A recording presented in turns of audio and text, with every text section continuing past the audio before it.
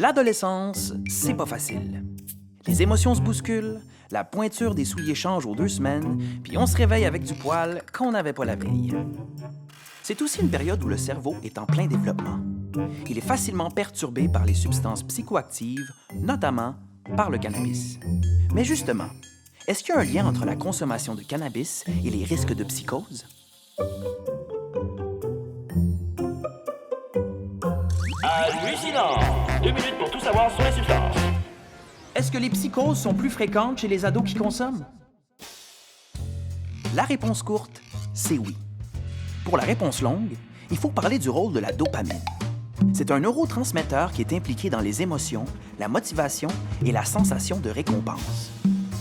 On peut voir la dopamine comme un signal qui serait envoyé à des petits hamsters un peu partout dans le cerveau pour leur dire de courir plus ou de slacker un petit peu. La consommation de cannabis augmente la sécrétion de dopamine.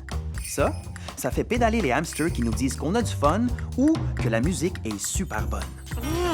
C'est bon, cette toune-là! Mais quand les hamsters courent trop vite, le cerveau devient comme déboussolé. Il se met à accorder trop d'importance à certains stimuli et pas assez à d'autres. Ça peut créer des perceptions déformées de la réalité. C'est une pomme. Une pomme, ça parle pas.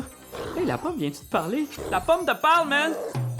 C'est à ce moment-là qu'une personne peut expérimenter de la paranoïa, des délires et des hallucinations.